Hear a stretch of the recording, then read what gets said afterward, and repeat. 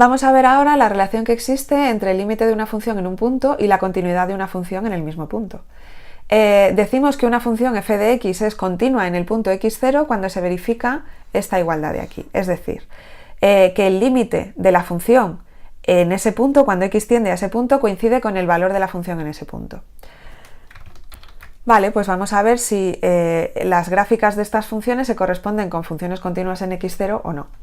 En el primer ejemplo, que ya no se ve prácticamente nada, pero en el primer ejemplo lo que vimos es que el valor de la función coincidía con el límite de la función en ese punto. Por lo tanto, la función podemos decir que es continua en x0. ¿Vale? Así que esta de aquí es continua en x0. En el segundo ejemplo lo que teníamos es que la función no estaba definida en x0, aunque nosotros podíamos calcular el límite de la función cuando x tendía a x0, realmente la función no estaba definida, con lo cual en la igualdad que se me tiene que verificar que el límite cuando x tiende a x0 de la función sea igual al valor de la función en x0, si yo no puedo evaluar la función en x0, entonces toda esta igualdad deja de tener sentido, así que no se verifica.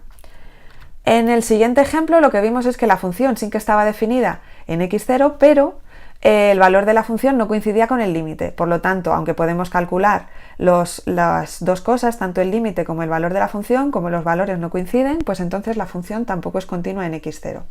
En este caso de aquí lo que veíamos era un salto.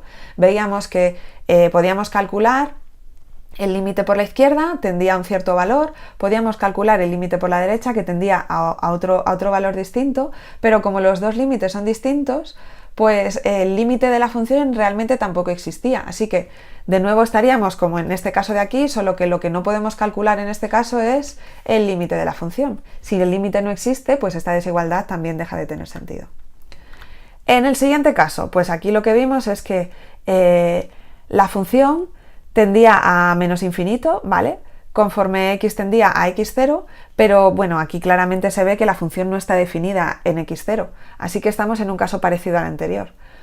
Y aquí pues 3/4 de lo mismo, la función tiende a más infinito y el valor de la función tampoco está definido. E incluso aunque me definiesen la función en x0, da lo mismo, porque si para que la función esté definida en x0, aunque sea de forma totalmente ad hoc, ¿vale? Que me dicen, bueno, pues la función en x0 va a valer esto de aquí, ¿vale? Lo pongo a esta altura y este es el valor de la función.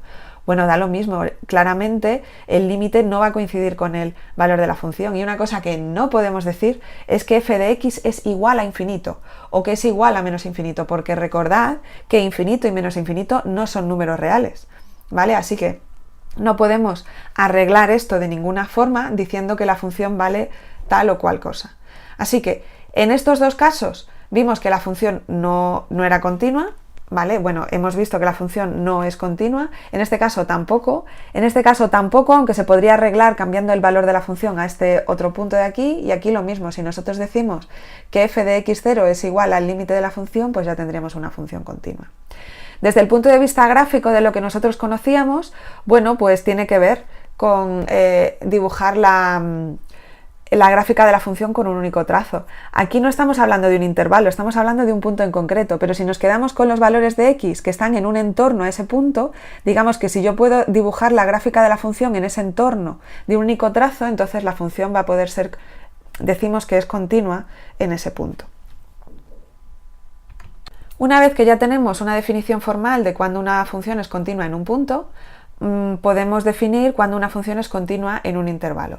Decimos que una función f de x es continua en un intervalo cuando es continua en todos los puntos que pertenecen a dicho intervalo.